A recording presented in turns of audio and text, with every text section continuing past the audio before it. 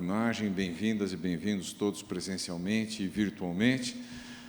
Meu nome é Ibrahim, eu sou cardiologista aqui do Dante Pazanese, que isso não pese contra a casa, e estamos aqui para fazer uma reunião bastante interessante, num caso que, sem dúvida, vai suscitar muita discussão. É um caso bastante interessante. Boas-vindas a quem está no auditório remoto, começando boas-vindas à doutora Edileide, que não está conosco aqui hoje, mas semana que vem estará aqui com toda a sua competência de volta. E eu tenho aqui do meu lado o Tito, do ECO, o Ribamar, da Cardiologia Intervencionista, a quem a gente agradece muito a presença, assim como a gente agradece a Bárbara, da Coronária. Então, já tem uma dica de que tipo de caso nós vamos discutir hoje, caso que vai ser apresentado pela doutora Amanda, e no final o doutor Arthur vai fazer uma revisão do tema para nós. Doutora Amanda, pode começar. Bom, boa tarde a todos. Meu nome é Amanda, eu sou residente de cardiologia aqui do Instituto Dante Pazanese e fiquei responsável pela apresentação do caso clínico da sessão de Mioc-Imagem dessa semana. Gostaria de agradecer pela oportunidade de estar aqui hoje. Vamos dar início, então, ao caso.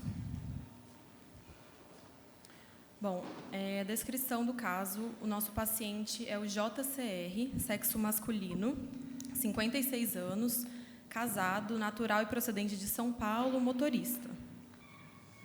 A história do nosso paciente, então, ele relata que no dia 15 de janeiro de 2022 apresentou um quadro de dor torácica retroesternal em aperto, com irradiação para dorso, de forte intensidade. Essa dor teve início em repouso. Ele relata que foi durante uma viagem de carro e essa dor apresentou uma piora progressiva de intensidade. Foi associada a dispneia, náuseas e sudorese. O paciente negou episódios semelhantes previamente e ele foi atendido em uma UPA e, posteriormente, foi transferido para o pronto-socorro aqui do Dante com mais de 24 horas do início dos sintomas. De antecedentes, esse paciente tem uma história de tabagismo ativo, com uma carga tabágica de 14 maços ano. Ele negou outras comorbidades previamente e também negou o uso de drogas. Em relação a medicações de uso contínuo, ele também negava, não fazia uso de nada. História familiar também nada digno de nota, ele negou história familiar para doença coronariana. Em relação ao exame físico, estava em bom estado geral, não tinha nenhum sinal de congestão, tinha uma frequência cardíaca de 65, uma pressão arterial de 100 por 65, ausculta respiratória sem alterações, frequência respiratória de 18, saturando 98% em ar ambiente. Em relação aos exames laboratoriais, foi evidenciada uma hemoglobina glicada na admissão de 6,6%, o paciente desconhecia diagnóstico prévio de diabetes, e apresentou curva de troponina, como a gente pode observar, de 161, posteriormente para 34.179, posteriormente para 25.785. Esse foi o eletrocardiograma inicial do paciente, foi feito no dia 15 de janeiro, no dia da dor torácica, foi um eletrocardiograma feito na UPA, que ele foi atendido primeiramente. Gostaria de convidar o doutor Ibrahim para discutir sobre o eletro. Obrigado, acho que a gente pode fazer a primeira parada. Eu queria, na verdade, passar a pergunta para a doutora Bárbara.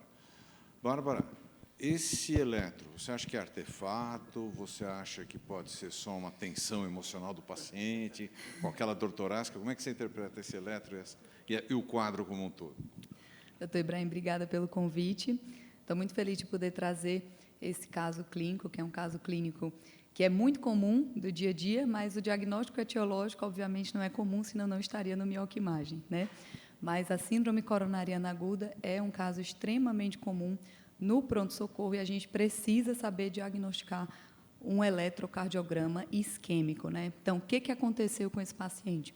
Esse paciente chegou com praticamente 18 horas de dor na UPA e, como ele já tinha mais de 12 horas de dor, simplesmente o clínico negligenciou o eletrocardiograma e contabilizou só a quantidade de horas do início da dor e não procedeu à trombólise, Então, claramente, aqui nesse eletrocardiograma, a gente consegue evidenciar que o paciente tem um ritmo sinusal, mas ele tem um supradesnivelamento do segmento ST de V1 a V6 e tem, inclusive, ali uma imagem espelho em D2 e AVF, Então, essa dúvida do, mas será que esse supra pode ser agudo? Ou será que esse supra já é mais de 12 horas? Sem dúvida, esse supra é agudo, né? Vejam vocês que tem onda R, né? Principalmente bem evidente ali em V4, V5, V6. Não é aquele supra evoluído, né? Onde você tem ausência de onda R e já tem a Q de necrose. Então, gente, por mais que o paciente refira o início de dor com mais de 12 horas, prestar sempre atenção no eletro. Se ele tem característica de isquemia aguda, se ele tem um supra-agudo típico como esse, a indicação é de trombólise imediata. E, infelizmente, esse paciente não foi trombolizado. Doutor Ribamar, se esse paciente chega no Dante com essas mesmas 12 horas de evolução, 18 horas de evolução e esse eletro, se alguém do emergência passa pelo senhor e mostra o eletro, o senhor manda levar para a sala de hemodinâmica? Obrigado, doutor Ibrahim, obrigado a todos. É a primeira vez, eu confesso minha culpa, primeira vez que eu participo dessa sessão. Mas não será útil. Já me falaram da qualidade das discussões aqui, até porque o horário de pico lá na EMA a gente termina não vindo, mas vou arranjar um jeito de vir mais vezes. Sem dúvida, ter no hospital uma hemodinâmica disponível 24 horas facilita. Talvez o colega indeciso sobre o benefício do trombolítico frente aos riscos negligenciou o uso. Mas na hemodinâmica, no hospital terceirizado com alta experiência, com certeza a gente indicaria uma investigação invasiva desse paciente com cateterismo. Deixa eu perguntar para quem está aqui na plateia. Levanta a mão quem estivesse no pronto-socorro e recebesse esse paciente 12 horas de evolução com esse eletro. Que tipo de pronto-socorro? Com ou sem hemodinâmica? Então, isso que eu vou perguntar. Vocês estão na UPA, mas tem lá 10 frascos de trombolítico guardados na geladeira que vocês podem usar. Quem trombolizaria esse paciente na UPA? Levanta a mão, por favor. Tá bom. E se estivessem no Dante, quem levaria para a hemodinâmica? Levanta a mão. É isso aí. Muito bom. Então, vamos em frente, Amanda. Para um pouquinho que a Bárbara quer fazer uma intervenção. Essa é justamente a indicação, né? Realmente, a gente não tem indicação de revascularizar nem percutaneamente, nem trombolizar um paciente com mais de 12 horas, né? O Late Trial já demonstrou que trombolizar o paciente com mais de 12 horas não tem benefício, aumenta o risco de sangramento. A grande questão é que, se o paciente tiver isquemia aguda, ele tinha dor torácica, se ele tiver sinais eletrocardiográficos de isquemia aguda, se ele tiver instabilidade elétrica ou instabilidade hemodinâmica, ele tem indicação de abrir a artéria. Deixa eu perguntar uma coisa No que vocês. tange a hemodinâmica, só acrescentar, já a Bárbara falou da parte do trombolítico. Isso. As últimas diretrizes, antigamente, era meio que engessado, até 24, o ideal seria nas primeiras 12 horas, em caso de choque, alguma coisa assim, até 24 horas. Hoje, as diretrizes meio que aboliram o tempo, é o que a Bárbara falou, o paciente ainda apresentando dor, instabilidade, refratariedade, choque, você tem indicação de levar para a sala de hemodinâmica se houver disponibilidade. Elas não ingessam mais nas 24 horas, né? Isso é uma coisa importante. Agora, vocês ficaram tão surpresos como eu em ver a popularidade do trombolítico? Se ele fosse candidato a alguma coisa, ele não tinha sido eleito nem para vereador, né? Vocês viram? Só. Pode ir em frente. Bom, vamos dar seguimento, então. O paciente deu entrada, então, aqui no Dante Pazanese no dia 20 de janeiro, né? Lembrando que a dor foi no dia 15. Esse foi o primeiro ecocardiograma realizado. A gente pode perceber que ele tem um aumento discreto da raiz da aorta, de 38 milímetros, um átrio esquerdo de 41, com volume indexado de 27, septo de 10, parede posterior de 9, um VE de 46 por 31, fração de ejeção foi pelo método 3D de 47%. Ele tinha já uma disfunção segmentar com a cinesia da região apical, do ápice e segmentos apicais de todas as paredes, e segmentos médios das paredes anterior e anteroseptal. Tinha também uma disfunção diastólica do VE de grau 1, uma insuficiência mitral discreta e uma insuficiência tricúspide discretas também, sem evidências de derrame pericárdico e com uma PSAP de 26 milímetros de mercúrio. Deixa eu aproveitar a presença do Tito. Tito, fala aí para nós, como é que você interpretaria esse, para quem não é cardiografista, e tem um paciente internado e tem isso melhora o prognóstico, piora o prognóstico, não diz nada do prognóstico. Coloca esse eco no contexto geral para nós, por favor. Bom, boa tarde a todos. Mais uma vez, obrigado aí pela participação da MIOC. Olhando só os valores ali absolutos em relação às medidas, a gente vê apenas o átrio esquerdo, o diâmetro estaria aumentado, mas o volume indexado é normal. Então, não tem nenhuma alteração em relação à parte anatômica, de diâmetro das cavidades, tamanho, volume, a não ser a fração de ejeção discretamente reduzida. Esse é o primeiro ponto, a gente tem que ver essa fração de ejeção, por que ela está reduzida, né, se é alteração segmentar, difusa, se ela localiza ou não lesão, no caso coronariana. Então, a gente tem ali uma acinesia de toda a região apical e dos segmentos médios, então mostra sendo um evento mais proximal, se for coronariano, como a gente acredita que tenha sido. E, se for muito recente, ele acaba ainda não dando tempo de dilatar, então as cavidades ainda estão num tamanho normal. Depois que você tem um infarto com supra, principalmente esses não tratados, né, não reperfundidos, a gente tem uma alteração posterior, que é essa dilatação e aumento das câmaras, inclusive segmentos que não foram relacionados ao infarto. Sofrem uma hipertrofia inicial e depois tende a dilatar um pouco. Então, no caso, eu só levaria em conta a fração de ejeção e essas alterações segmentares. E agora, para vocês três, eu queria saber, porque eu fiquei impressionado mesmo com a baixa penetração da popularidade do trombolítico. Então, fiquei preocupado com essa questão. E mesmo a reperfusão, mandar para a sala de hemodinâmica, não foi 100%, não foi todo mundo. Então, mas muitas vezes o eco é feito no pronto-socorro, hoje em dia até como point of care. Se a pessoa encontra um paciente ainda com dor, com esse eletro que ele tem, mas tem a cinesia, pela cinesia você diz, esquece, não vamos trombolizar mesmo, ou vocês ainda tentam abrir a artéria? Vou começar pelo Tito, que acabou de fazer o eco. Para quem o plantonista pergunta, abra ou não abra essa artéria? No pronto-socorro, eu já chamei várias vezes o Ribamar, né? Mas no pronto-socorro o eco não consegue fazer essa diferenciação só pela acinesia, digamos assim. Com o supra de ST, até uma coisa que comentaram, essas 12 horas é do evento. Então, um exemplo, se eu fiz um eletro, sei lá, 20 horas, o paciente tem dor torácica, mas não tem supra de ST, essas 20 horas não estão contando para as 12 de reperfusão, antiga nem nova diretriz, né? Não sei se tem essa diferenciação, mas a gente conta do supra de ST. Se eu tenho supra, não sei antes, a gente conta dali para frente. Então, para você, como ecocardiografista, a cinesia não é contraindicação? Não é contraindicação, nada, zero. Não contraindica. É meio clichê, mas é uma situação onde a clínica ainda é soberana. A dor, a instabilidade, porque assim, isso aí pode ser atordoamento, pode ser hibernar, pode ser que ele recupere. A gente vê várias vezes. Se o paciente ainda tem dor, óbvio, essa dor pode ser um resquício da necrose, que já está evoluindo, mas você não consegue fazer esse diagnóstico beira-leito, como o Tito falou. Pelo eco, você proibir o paciente de ir para a hemodinâmica, você está sendo muito decisivo na vida dele. Bárbara. Sem dúvida, a cinesia não quer dizer ausência de viabilidade, né? Inclusive, a gente tem um paciente na tese que tinha parede acinética anterior e, ao realizar a ressonância, a gente viu que tinha viabilidade na parede anterior, nesse mesmo cenário, pós-infarto agudo, dentro ali dos 28 dias. O paciente revascularizou e recuperou 100% da função. Saiu de uma fração de ejeção de 37% para 60% e está assintomático. Depois que eu vi esse caso, nunca mais a cinesia é igual à ausência de viabilidade. Os pacientes da sua tese, eles são trombolizados antes ou são trombolizados ao mesmo tempo? Como é eles que é? Não são trombolizados, né? São pacientes com infarto com supra, não trombolizados ou se trombolizados, desde que não haja critérios de reperfusão. Perfeito. Não é que isso vai acontecer com todo mundo, com toda a população dela. A gente já viu gente que não recupera, mas que a mensagem é, na beira do leito você não consegue definir quem é esse paciente. Na dúvida, pro-réu. Na dúvida, naquela primeira fase, manda para a hemodinâmica. Se a luz acabasse aqui agora, com essa mensagem eu já estava satisfeito, já valeu a pena. A única coisa é o afilamento da parede, né? Tem um certo grau de relação, mas também não consegue excluir 100%, em hipótese alguma. Perfeito. Amanda? Bom, então o paciente foi admitido aqui pelo pronto-socorro do Dante Pazanese, né? Foi submetido ao protocolo valente da doutora Bárbara.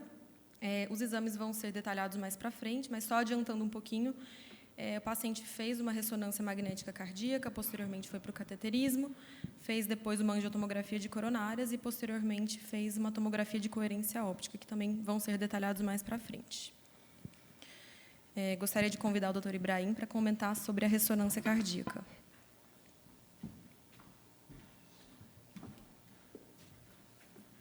Obrigado. Vejam que esse caso é tão diferente que a ressonância veio no começo, né? Mas esses pacientes eles caem no protocolo de estudos da Bárbara mesmo, então essa ressonância ela é feita com alguns objetivos diferentes. A primeira coisa que eu vou mostrar para vocês são essas imagens que são sensíveis à água. Então, notem que essas são imagens da ressonância em que a gordura tem sinal baixo, a gordura da parede do tórax tem sinal baixo. Normalmente a gordura fica brilhante. A gente faz isso por quê? Para valorizar o sinal da água. Então, vejam que fica mais claro aqui a porção alta da parede septal, né, nessas dois cortes. Aqui já começa a ficar uma imagem mais clara, tanto na parede lateral alta como na parede septal, e aqui quase toda a circunferência do coração, menos a parede inferior. Isso é um sinal muito encontrado em pacientes que têm algum tipo de processo inflamatório. Por exemplo, se fosse uma miocardite, o sinal seria igual, mas também quando você tem uma injúria isquêmica, principalmente quando você já tem algum tipo de necrose, esse sinal é encontrado também. A cineressonância mostra uma redução da contratilidade naquela região do edema, ou seja, principalmente no septo e também na parede lateral alta, que começa nas porções mais apicais e se estende até porções mais basais. Só praticamente o segmento muito proximal do coração é que tem a presença de contratilidade preservada. A imagem de perfusão em repouso já é uma coisa um pouco diferente do que a gente costuma encontrar nos pacientes da tese da Bárbara. A gente geralmente encontra defeitos de perfusão em repouso, que são muitas vezes pacientes que têm artéria fechada, mas nesse, notem, principalmente o corte 4 câmaras, não existe praticamente área sem perfusão. Existe aqui alguma região na parede lateral alta, ou seja, isso é uma indicativa de que ou existiam colaterais eficientes ou esse paciente tinha artéria aberta. Artéria aberta, uma coisa assim. Agora, vamos lá. As imagens em cine confirmam aquela hipocinesia, acinesia, até discinesia da parede mais apical, que nas imagens coloridas vão ficar um pouco mais fáceis de a gente perceber, né? Como sempre, essas imagens coloridas deixam facilidade a gente perceber que essa porção mais proximal do septo contrai, parede lateral contrai, parede apical não. Vista nos cortes 3 câmaras, é uma imagem bem característica na hemorragia de um aneurisma, né, em que a gente vê aqui essa área até discinética, olha, eu deixo a pontinha do mouse aqui, tem uma leve discinesia, uma disacinesia ou adicinesia, como queiram. E, mais uma vez, as imagens coloridas mostram a contratilidade preservada na parede inferior, na posição basal do septo, mas perdidas ali. Visto isso, vamos para as imagens de realce tardio, que mostram uma necrose bastante extensa. Essas imagens são muito indicativas de falta de viabilidade, então vejam que não existe paralelismo entre a cinesia, discinesia e viabilidade, mas também não existe entre ter e não ter fluxo, a parede estar viva ou não. Então, por isso que a gente faz essas imagens de realce tardio. São imagens do realce típico de padrão isquêmico, né, Tito? Que a gente tem um padrão que vai de subendocárdico para transmural, aquela progressão em onda, e a gente consegue associar toda a região comprometida com o território de um vaso, no caso, a descendente anterior. E, visto nos cortes em eixo curto, a gente observa que o ápice é quase todo perdido, à medida que nós vamos caminhando só para as porções mais basais, aí existe um paralelismo, no caso, entre as regiões que contraem melhor e a ausência de necrose. E, com isso, o paciente foi levado para a sala de hemodinâmica. Doutor Ibrahim, antes de começar o cateterismo, deixa eu tirar uma dúvida minha mesmo aqui. Essas imagens fazem até eu entender a ressonância, mas a minha dúvida é o seguinte: distinga para a gente aqui viabilidade e isquemia. O que vocês fazem a pesquisa aqui é de viabilidade. O que precisaria para buscar isquemia? E a presença de isquemia necessariamente quer dizer que tem viabilidade? Boa, excelente pergunta. Na verdade, essa pergunta a gente percebe que deveria ser incluída sempre que a gente fala de ressonância, porque existe diferença entre as coisas, às vezes até confusão entre uma coisa e outra. Então, para ver isquemia, a gente usa essas imagens de perfusão. E aí a gente faz uma prova, um estímulo provocador de isquemia. Por exemplo, a adenosina, que hoje vai ser... Não faz parte da ressonância normal. Não faz parte da ressonância normal. Tem que ser uma ressonância voltada para pesquisar isquemia. Então, a gente não viu a anatomia, mas vamos supor que esse paciente tivesse uma lesão de 60% na direita, ou de 70% no marginal. Ela poderia ter perfusão normal em repouso, porque a gente não fez prova isquêmica aqui. Essa é uma perfusão de repouso, que a gente usa para ver como é que está a perfusão para aquela área. Às vezes, em algumas cardiomiopatias, tipo Chagas, amiloidose, elas têm um padrão mais ou menos conhecido. Mas, para dizer se tem isquemia, eu tenho que fazer essa perfusão sob estresse, geralmente adenosina, e depois posso fazer a perfusão de repouso e ver se tem reversibilidade do defeito. É assim que a gente vê a isquemia. A viabilidade, e a sua pergunta é muito, muito, muito boa, a viabilidade que a gente vê pela ressonância, na verdade, é a falta de viabilidade. Todos os métodos que tentam ver viabilidade, menos a ressonância quando feita com dobutamina, elas são melhores para dizer quem não vai recuperar do que para dizer quem vai recuperar. Tá? Então, aqui, quando a gente vê essas áreas que estão brancas, assim, transmurais, essas áreas elas não têm potencial de recuperação contrátil. No momento de necrose, vão provavelmente evoluir para fibrose. Geralmente, a necrose na fase aguda é um pouco mais brilhante do que a fibrose. A fibrose costuma ser um pouquinho menos brilhante, mas não tem uma relação direta um para um. E o que a gente vê aqui não depende de ter ou não isquemia. E nem depende da gente fazer a prova de isquemia. Se você quiser fazer só a viabilidade, você pode injetar o gadolínio com o paciente sentado fora da sala, colocar na sala e fazer essas imagens. Se tiver fibrose, ela vai aparecer assim. Por que não fazer o combo de rotina? Pelo tempo e pela necessidade de preparar o paciente. Como você tem que fazer adenosina, você tem que fazer todo o preparo de evitar chocolate, café, etc. Então, por isso, você acaba não fazendo sempre. Minha pergunta é no sentido de que muitas vezes a gente encontra ou a artéria aberta ou ela ocluída recebendo uma colateral de outro vaso.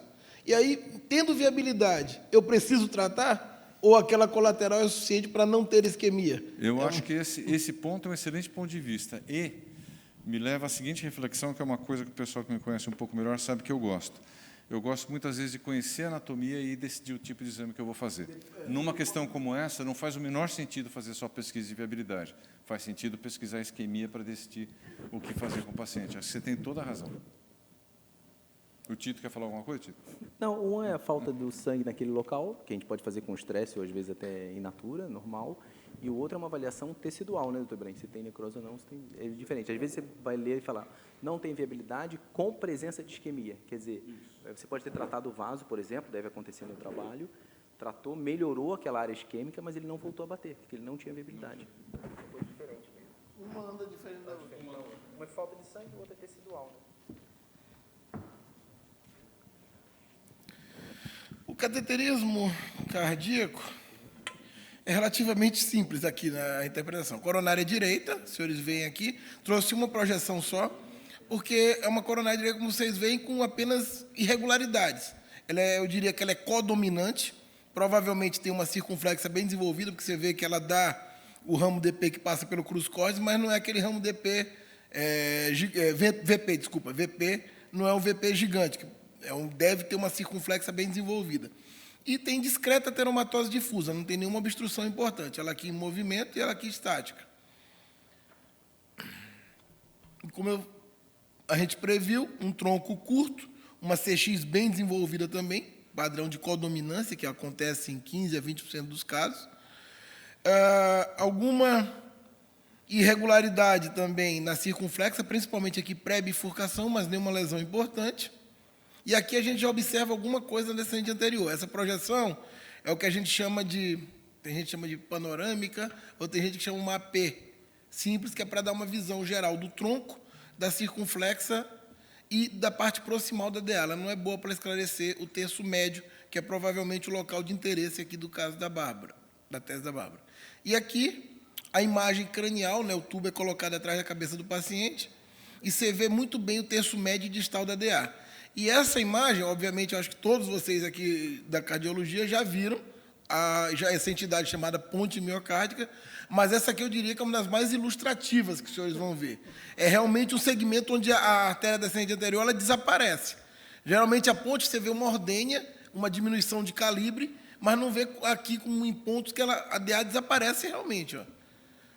Você vê que ela some em alguns momentos. O que é a ponte miocárdica? Só para a gente entender. A ponte miocárdica é um trecho do vaso que passa intramiocárdico, como o nome diz. Normalmente, as coronárias elas correm no topo do coração. E algumas vezes, principalmente, mais frequentemente na DA, mas não exclusivamente na DA, já tive a oportunidade de ver ponte miocárdica de CX e de coronária direita, são mais raras, grande maioria na DA, mais de 90%.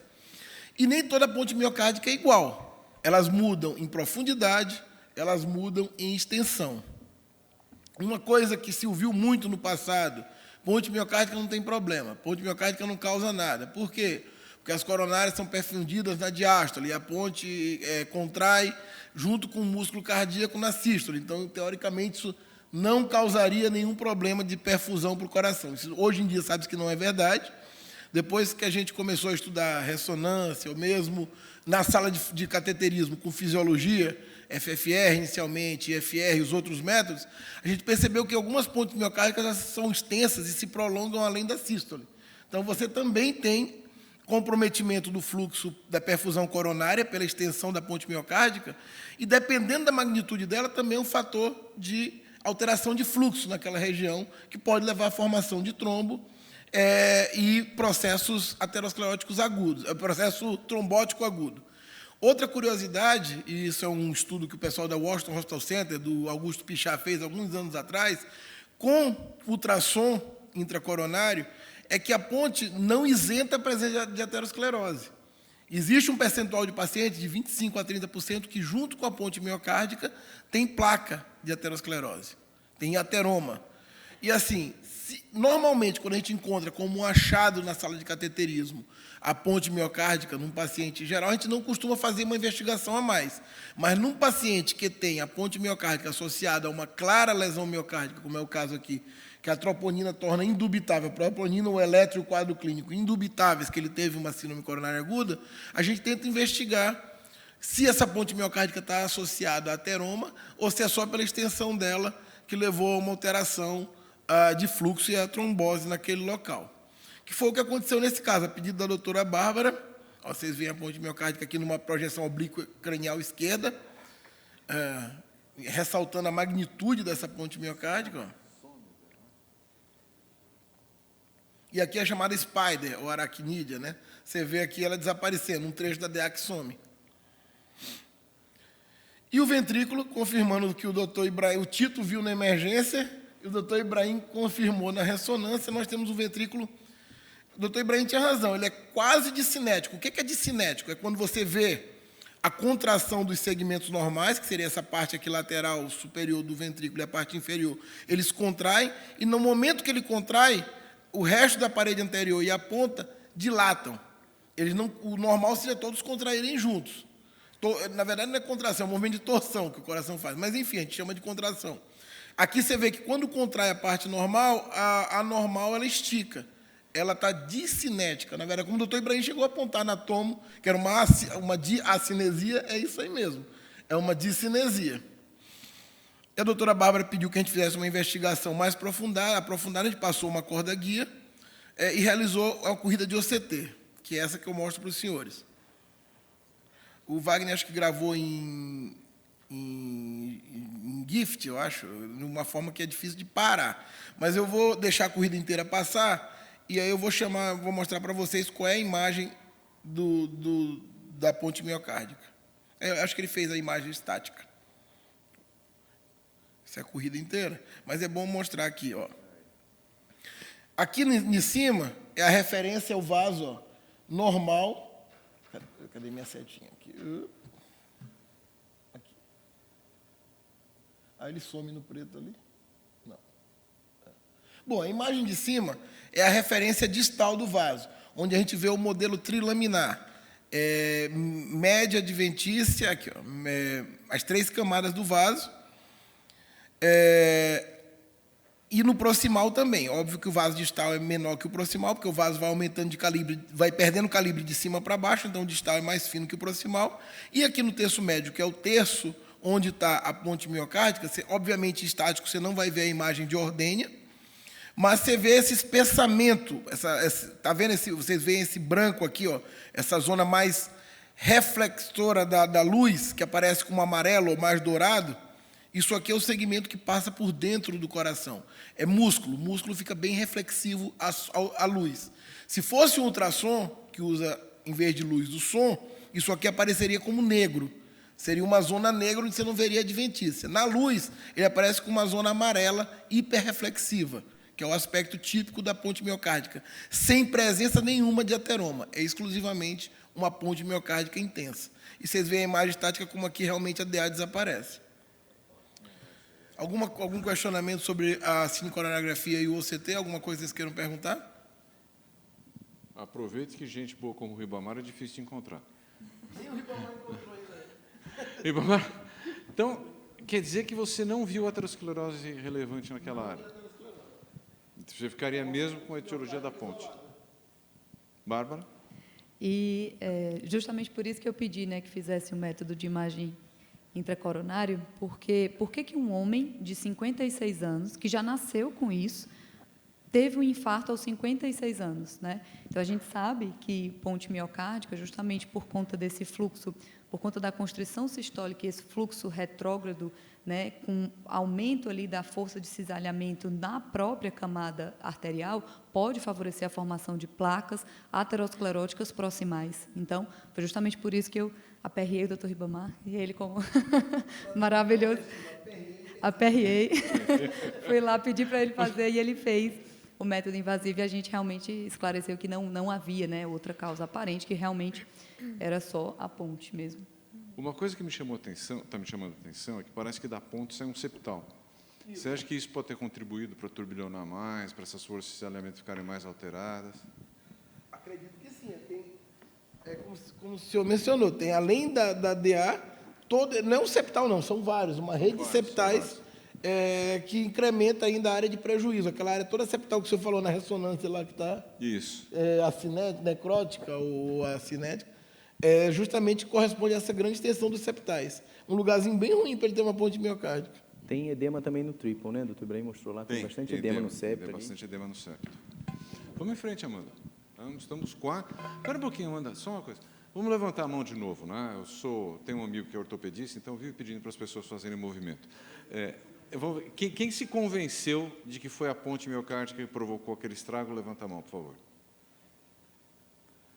Ribamar, 5 levantaram e os 3 ali do meio levantaram o punho, assim, sabe? Eles não estão muito convencidos. Não foi tão grande assim. Não é só o trombolítico. Mas podem olhar as duas imagens, de cima e a última, não tem zero de aterosclerose, não tem nada nesse vaso normal. Amanda, você se convenceu que foi a ponte, Amanda? Doutora, esse foi um questionamento, né, principal do caso. Assim, igual a doutora Bárbara falou, a ponte miocárdica é uma alteração congênita, né? Então, o que justificaria o paciente ter feito esse quadro agudo só agora?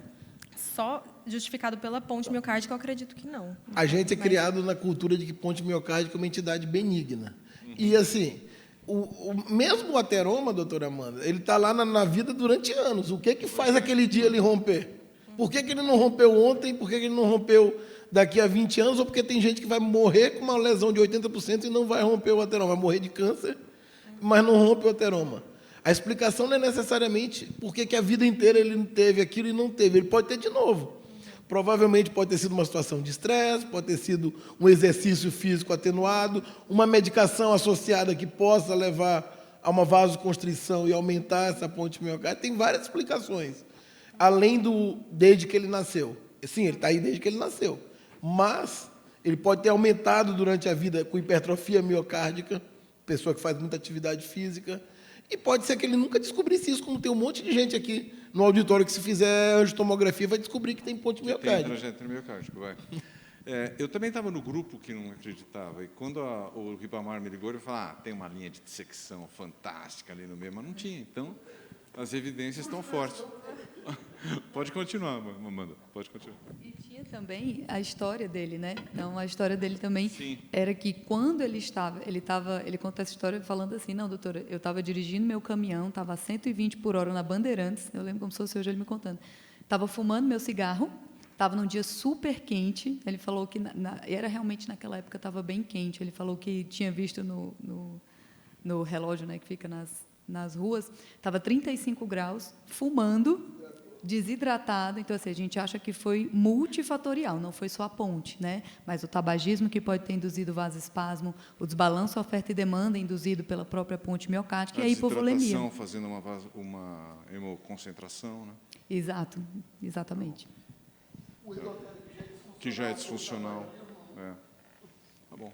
Michael, você está convencido, Michael? O Michael não levantou a mão, ele não foi nem ali na turma que levantou o punho. Viu? O Ribamar está aí, vou levantar o punho. Não. Vamos lá. Pode seguir, Amanda. Pode seguir, Amanda. Bom, gostaria de convidar agora o Dr. Tito para comentar sobre o ecocardiograma. E o Tito vai depois dizer se ele está convencido ou não. Nós vamos ver se o Tito está convencido ou não, exatamente.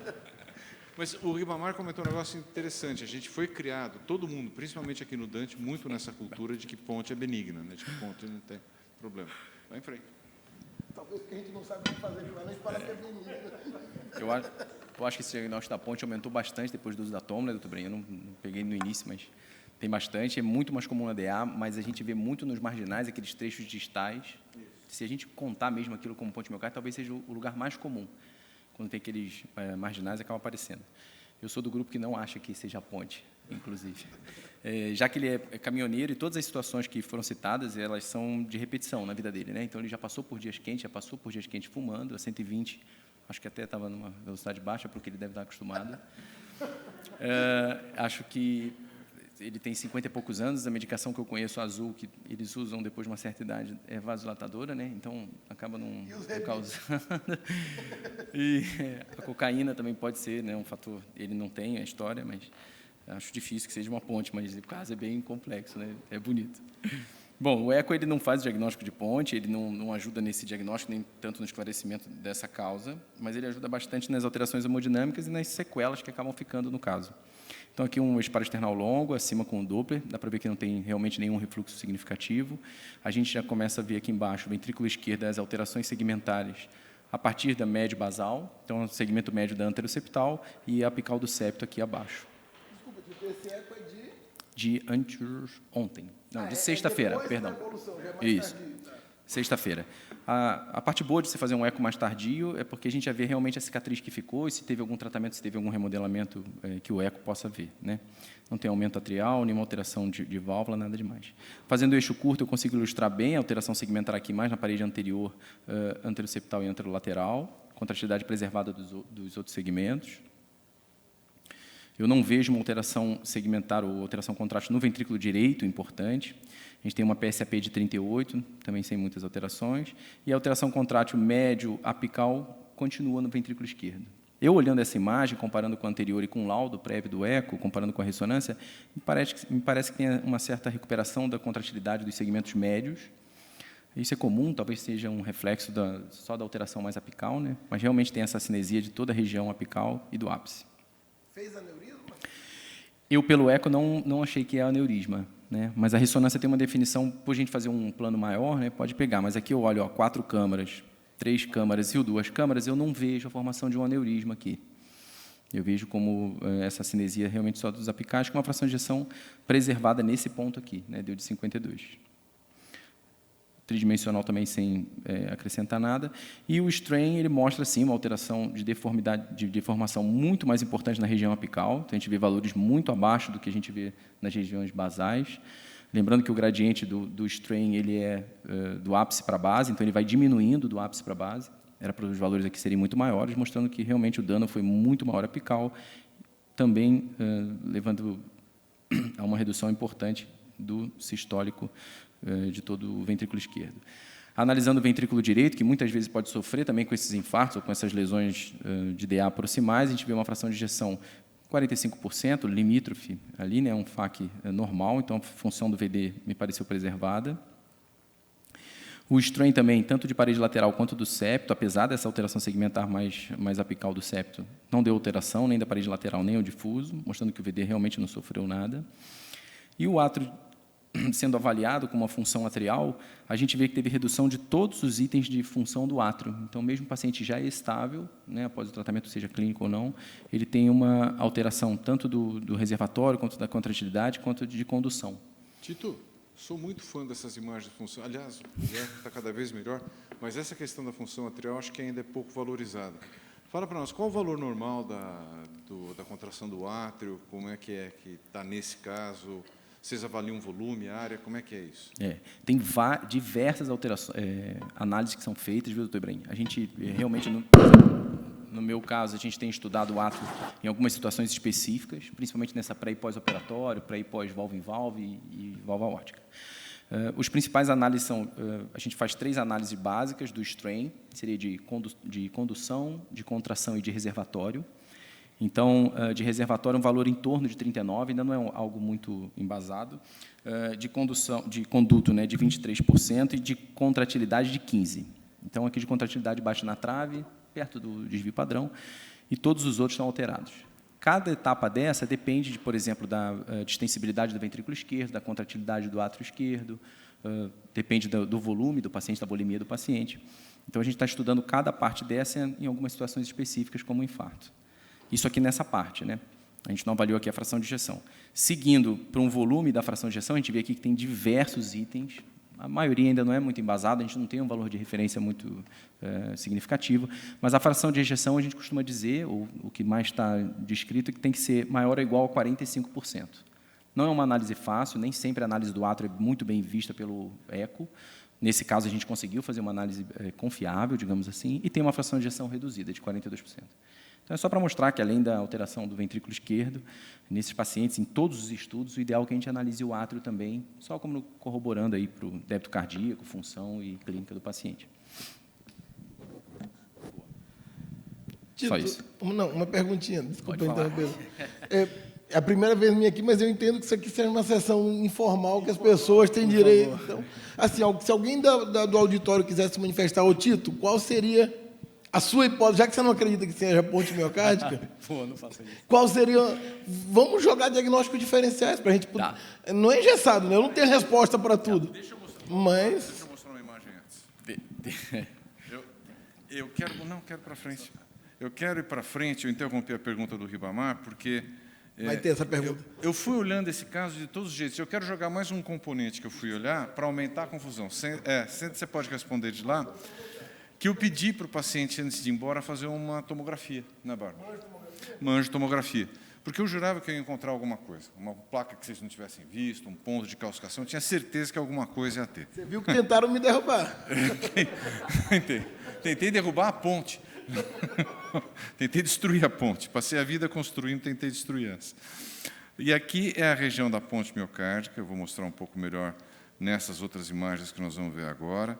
Principalmente nessa que vai movimentando, vocês vão ver que ela vai virar para cá, e nessa região, tem plaquinhas antes, essa é a região, bem aqui, olha, nesse pontinho que está aqui, você vai ver que vai ampliar, é o ponto que está diminuído, essa imagem é final de diástole, e, por isso que eu pedi para responder antes, vejam que mesmo em final de diástole, o diâmetro dessa região não é igual ao das outras regiões, é menor até que o da região distal. Talvez esse passe a ser um critério para ver essas pontes. Bom, aí para me derrubar e derrubar minhas hipóteses de vez, tem aquela plaquinha que você tinha descrito na direita, tronco, plaquinhas calcificadas discretas. Essa é uma imagem de CX também. Essa é uma imagem ao final de diástole e, de novo, a gente percebe que ela não alcança diâmetro normal, mesmo no final de diástole. Não consegue voltar ao normal. Exatamente. Falando em compressão, vista aqui pela tomo, olha, e aqui a gente vê essa aqui. Bom, mas o que eu queria mostrar antes do Tito responder não era só isso. É que aí eu fui fazer uma correlação entre a região da ponte, que é essa aqui, e a região do defeito contrátil. E aí até eu tive que começar a ficar quieto, porque eu percebi que o defeito contrátil começava exatamente depois da situação da ponte na artéria descendente anterior. Então, depois dessa leve indução, eu passo a bola para o Tito responder o Ribamar.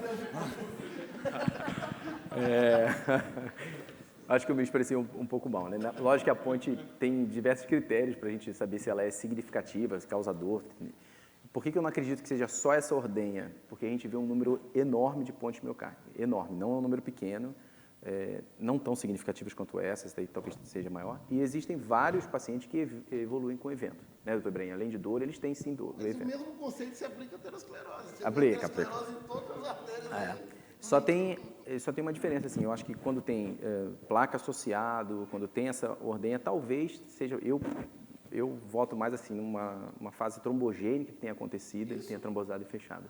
Mas não é só naquele momento de fechar, é isso que eu queria dizer, entendeu? Mesmo quando ela devia estar mais aberta, ela ainda tem um estreitamento. Tem um estreitamento. Tem. Só que esse estreitamento, você falou bem, da hipertrofia, é difícil, porque a profundidade não me parece tão grande. Não é. Não é tão grande. Mas, assim, a hipertrofia atrapalha mesmo, causa mais sintoma, não quer dizer que tenha nascido com isso. Mas, nesse caso, acho que fica mais nessa do trombo mesmo. E, nesse caso, eu acho que faz sentido tudo que vocês estão dizendo, porque, pela primeira vez, me chamou a atenção a redução do diâmetro causado só pela ponte. Né? Equivale a uma placa discreta, em repouso. Exatamente. Então, de repente, esse estado hipertrombótico, com todas as coisas que vocês comentaram, podia ser um dia... É como que andar de avião, né? Dificilmente é um fator que causa, é a soma de vários problemas que dá o problemão no final. Então, de repente, já tinha ponte, ela não abre... Isso, exatamente. Exatamente. Inclusive, esse é um caso de Minoca, né? É um Sim. paciente que teve um infarto agudo do miocárdio, toda a 4ª definição universal de infarto, tem um padrão de realce tardio coronariano, onde no cateterismo não há lesões obstrutivas maiores do que 50%. Então, quando a gente vai fazer essa avaliação, a gente precisa excluir outras causas, né? Então, a gente fez todas as pesquisas de trombofilia, vieram todas negativas. Inclusive, fizemos um Holter para descartar a possibilidade de FA e embolia coronariana, também negativo. Fizemos o OCT justamente para garantir de que não havia nenhuma placa aterosclerótica, porque o doutor Ibrahim mostrou muito bem, tinha uma plaquinha ali de 20% proximal na DA. Será que foi essa placa que pode ter rompido e daí embolizou e levou essa lesão catastrófica na parede anterior? Não foi. A gente passou o OCT, viu que não tinha placa na região da ponte e vimos também proximal. A placa não tinha sinais de ruptura. E nem na tomografia, a placa é calcificada, é uma placa estável. E não havia sinais de ruptura no OCT. Então, sem dúvida, né, acho que foi multifatorial, né, com todos esses fatores, mas, com certeza, acho que contribuiu, foi a ponte. Amanda, eu sei que você tem perguntas aí, mas acho que a gente já respondeu as perguntas que estavam aí, né? Doutor, eu ia colocar esse slide, que é basicamente esse questionamento que a gente fez, Que né? foi toda a discussão que a gente diante de fez. todo esse quadro, qual seria a provável etiologia da isquemia do paciente, né? Um caso de Minoca, mas acho que a gente já discutiu bastante, né? Só resumidamente, letra A, eu coloquei exclusivamente pela ponte miocárdica, ou então presença de uma placa aterosclerótica, né, sem sinais de instabilidade, associada ao fator de constrição sistólica da ponte, que provocou essa lesão isquêmica, ou a ocorrência de um provável vasoespasmo, ou uma possível ruptura de placa antes, né, do trajeto da ponte, cursando com a oclusão da mesma de forma transitória, ou não podemos afirmar com certeza. Então, é uma associação de fatores nesse caso. São todas, né? Muito obrigado. Acho que agora o Arthur tem uma coisa para apresentar, né, Arthur? Tinha só mais um questionamento, doutor, mas o Arthur vai comentar posteriormente. Vamos deixar para responder essa no final. Tá. O Arthur faz essa, que aí eu queria fechar exatamente com essa discussão, e eu acho que o Fernando Scolari está acompanhando a gente ainda lá de longe. Se ele tiver, no final também vou perguntar para quem estiver aqui, e aí qual seria a conduta melhor. Então, o Arthur podia apresentar, e aí depois a gente volta para essa pergunta para fechar. Para finalizar, doutor, esse é o último eletrocardiograma que a gente reconvocou o paciente. A gente consegue ver aí essa área eletricamente inativa, né, em parede anteroseptal, com alterações de repolarização ventricular.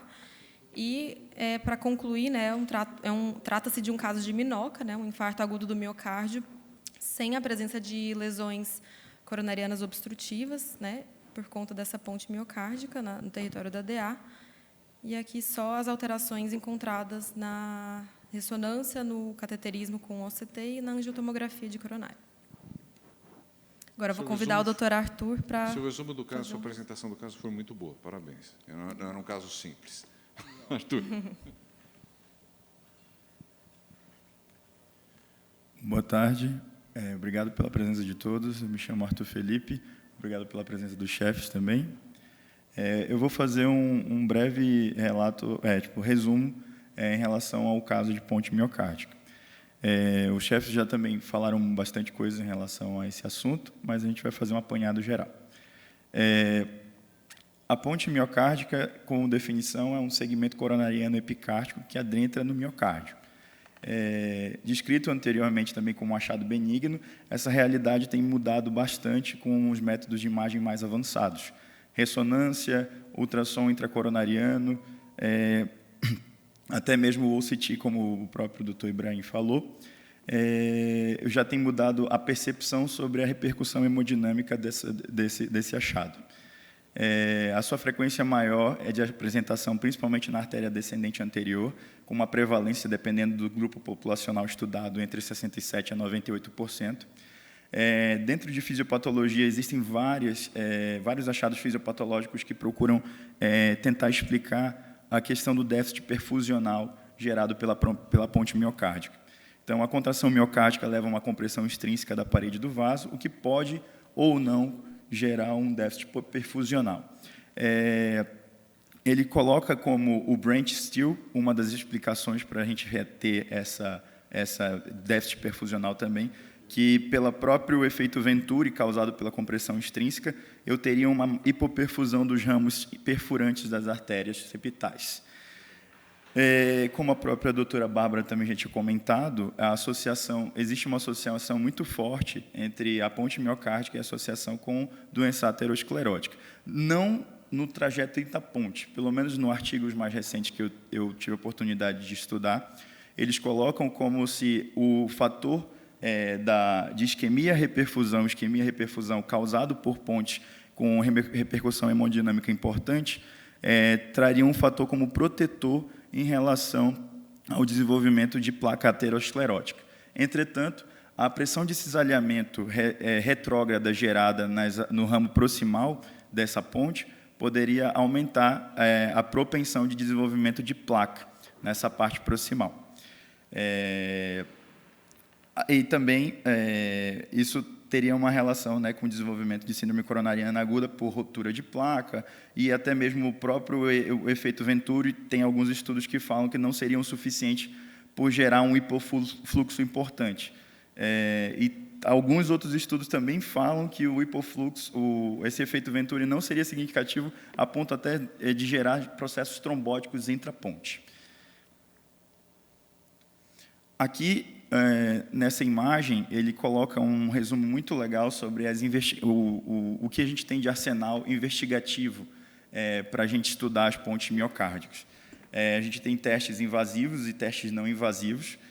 O principal e mais utilizado no momento é a angiotomografia de ressonância como um teste não invasivo e mais disponível na nossa realidade. A ressonância, no momento, também está entrando com bastante disponibilidade, principalmente aqui no Instituto. E eles colocam, por exemplo, os achados que levam a gente a pensar em alguma possibilidade de repercussão hemodinâmica importante. No achado de coronária, no achado da angiotomografia de coronária, seria uma ponte com uma profundidade de maior do que 2 milímetros, sendo como o que poderia ter uma de grande profundidade maior que 5 milímetros, né? E aí a gente vai e tem a questão também do comprimento da ponte, do comprimento coronariano que está abarcado na ponte, que seria acima de 25 milímetros. Eles considerariam também como uma importância que poderia causar uma repercussão significativa hemodinamicamente falando. E dos achados dos testes invasivos, aí entra o OCT e o ultrassom intracoronariano, que tem achados específicos, como o sinal da meia-lua, e no OCT, como o doutor explicou também, a questão da ecolucência, né, do achado do OCT, para a gente verificar. A desvantagem desses métodos é que eles não têm uma avaliação funcional tão fidedigna. E aí a gente partiria para outros tipos de métodos, que entraria o FFR, só que o FFR na ponte foi provado por ser um processo dinâmico de obstrução.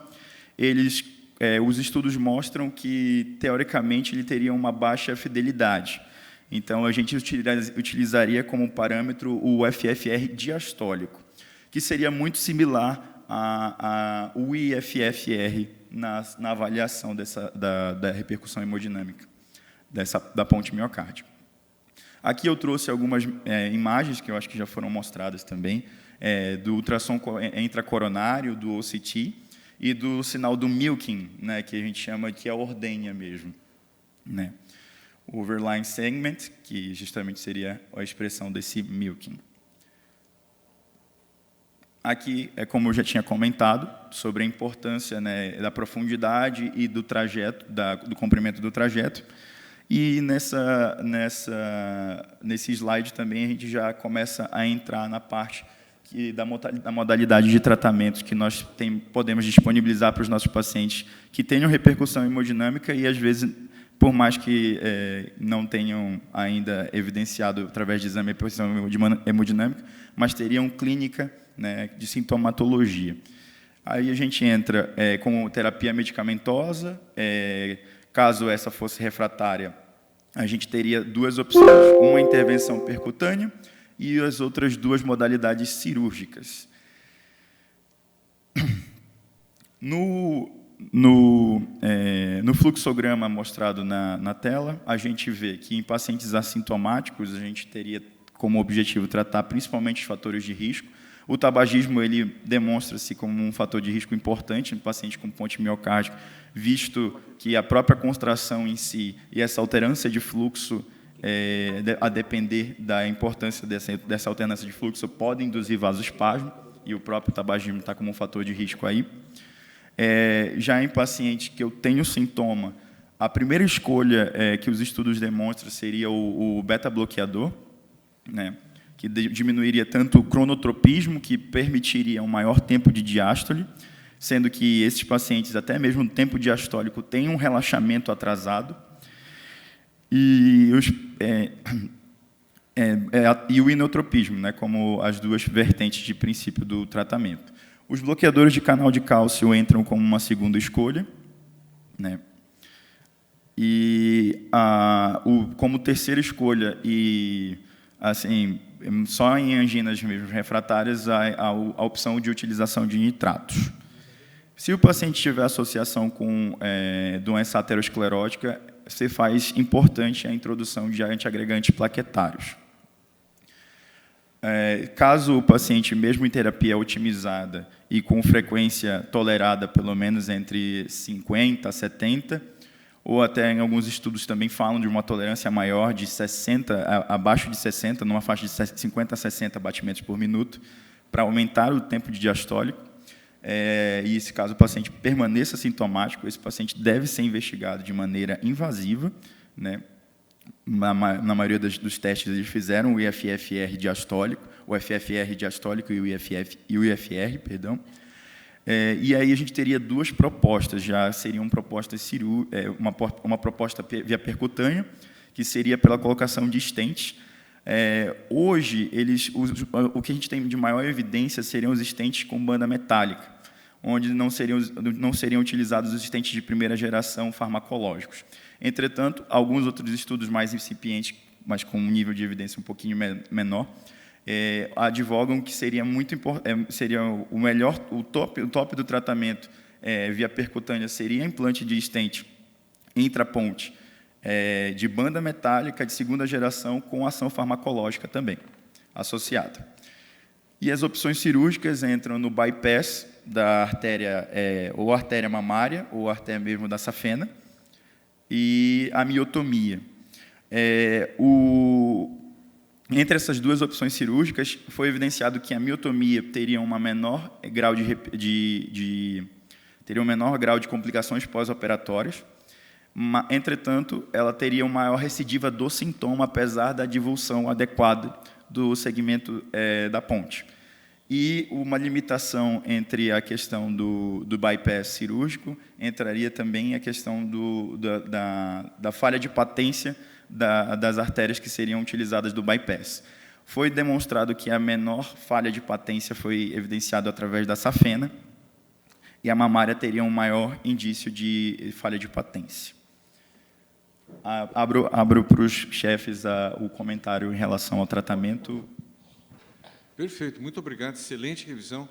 Queria partir, então, para o final da nossa apresentação, pedindo para cada um fazer esse comentário. Só queria ver se o Fernando Scolari está online acompanhando a gente, se ele tem algum comentário para fazer do caso, se ele se convenceu que a ponte a responsável e qual seria a conduta dele. Fernando, tudo bem? Bem-vindo mais uma vez.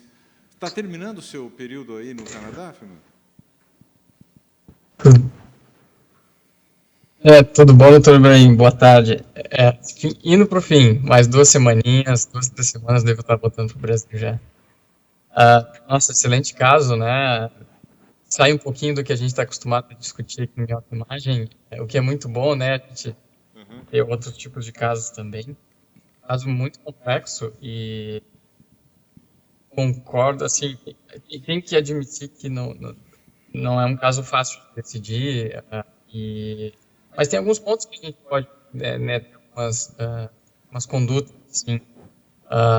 Primeiro, independente da causa da síndrome coronariana, se tinha placa, não tinha placa, se reperfundiu, não reperfundiu. Esse é um paciente que trabalha com transporte de carga, que provavelmente tem uma vida não tão bem integrada, né? Então, tem aqui um benefício de intervir com cessação de tabagismo. Ele não me parecia hipertenso até pela chegada sem sistólica, né? A gente sabe que esses trabalhadores comumente têm obesidade, têm hipertensão arterial, então trabalhar em cima desses fatores de risco desse paciente. E, assim, me parece que esses fatores de risco e esse quadro dele pode vir a desenvolver no futuro um quadro de insuficiência cardíaca, né? É importante a gente ter alguma forma de tratamento nesse ponto aqui para evitar que já tem um aneurisma na ponta do pé, já tem realce cardio, ele pode incluir remodelamento do trigêmeo. E aí, dentro desse contexto, eu acho que o tratamento clínico aqui tem um grande papel, né? Embora as evidências para pontes sejam baixas, a gente fica na dúvida, né? Exatamente para que tendo isso em consideração, eu acho que eu daria ele em alta, assim, pelo menos um beta bloqueador, se ele tiver pressão para isso e frequência cardíaca para isso, e os demais fatores de risco, assim. Agora, revascularizar ou não, eu fico em dúvida, assim, até porque já comentaram questão de viabilidade, será que vale a pena? Eu não fiquei muito convencido, assim, que valeria a pena ir para um lado mais invasivo. Mas confesso que também é bem a minha área de expertise, assim, vejo poucos casos desses pacientes, assim. Discutiria a questão da hemodinâmica, da cirurgia cardíaca, faria um time para discussão, mas eu acho que tem alguns pontos antes até da revascularização que a gente pode trabalhar e prevenir que esse paciente evolua de forma mais favorável no futuro, né? Muito obrigado. Você, como toda pessoa brilhante, é modesto. Eu queria agradecer muito a sua participação constante aqui com a gente. Suas opiniões são sempre muito boas, além de você acertar o diagnóstico quase que pelo nome do paciente só. Então, muito obrigado mesmo por tudo que você tem contribuído aqui com a gente. Tito, eu vou pular nós dois e vou fazer a pergunta, deixar o Ribamar e a Bárbara, só que eu vou ser cavaleiro, pedir para as damas começarem a falar do tratamento clínico e depois o Ribamar fecha dizendo se você faria tratamento invasivo ou pensaria nisso ou não. Bárbara. Perfeito, chefe. Então, finalizando, o paciente foi de alta com beta-bloqueador, né? A gente sabe que é a medicação de primeira escolha. O objetivo é manter ele uma frequência cardíaca entre 50 e 60, justamente para que você mantenha o tempo diastólico, que é quando aquela coronária vai ter a perfusão, né? Quanto maior a frequência cardíaca, você vai ter uma redução do tempo diastólico, e é por isso que o sintoma piora com o aumento da frequência cardíaca. Até uma forma de você estratificar a ponte é com teste ergométrico, né? Porque aí é quando você vai aumentar a frequência cardíaca e vai ver se o paciente vai ter ou não vai ter sintomatologia e evidência de isquemia. Então, ele foi de alta com beta-bloqueador, foi super bem, está assintomático, portanto, eu não progrediria tratamento para ele. Não, sem antiagregado. Ele ficou só com um AS. Pois é. Ele ficou só com um AS por conta da evidência de placa aterosclerótica. Mas, como não tinha sinais de ruptura, ele não ficou com clopidogrel. Eu não prescreveria pela aterosclerose, mas pela possibilidade de estase causada pela ponte, talvez. Aquilo aí seja Nesse caso, tá. Não pela aterosclerose, que realmente eu não vi. Mas eu acho que, nesse caso, eu acrescentaria a antiagregação, sim, por conta da estase. Do ponto de vista terapêutico invasivo, é o cenário que ninguém quer mexer. Para o STEM, essas recomendações que você colocou na diretriz, que vem da diretriz, elas não são baseadas em estudo. É tudo C. Porque tem relatos, e os relatos não são favoráveis ao stent, porque agudamente você vai melhorar a sintomatologia, você vai diminuir a compressão, mas cronicamente tende a levar fadiga de metal, amassar o stent é restenose, por um mecanismo até pior. E a cirurgia, por coincidência, eu estava conversando com o Mário essa semana na reunião do Heart Team de segunda-feira, de ponte miocárdica, e é o que você falou. Para a mamária não dá, porque é uma estenose intermitente, a mamária vai se atrofiar e pode desenvolver. Talvez a safena, mas mesmo assim existe a competição de fluxo, que pode levar também a angina. E a miectomia, que em conceito seria o mais interessante, que seria explantar, tirar aquele segmento intramiocárdico e colocar em cima, é exatamente o que você falou. O Mário falou que isso é igual a miectomia septal em hipertrofia septal assimétrica, é difícil de fazer, é muito operador dependente, e a cicatrização desse novo segmento pode levar à fibrose e retornar a mesma sintomatologia de compressão. Então, assim, nenhum dos métodos de revascularização são bons e, assim, são primeira escolha. A primeira escolha é a Bárbara no tratamento clínico. Fernando, se você levar no Canadá, você já está levando a opinião do Heart Team brasileiro aqui com isso. Queria mais uma vez agradecer ao Fernando pela presença instante, ao Tito, sempre brilhante, Ele se diz Luke Skywalker, mas, na verdade, ele é um mestre Jedi completo. Ribamar, Bárbara, espero que vocês tenham gostado. Voltem sempre. Arthur e Amanda, parabéns pela apresentação. E semana que vem, se tudo der certo, a doutora Edileide estará presidindo com seu brilho habitual. Obrigado a todo mundo, um abraço.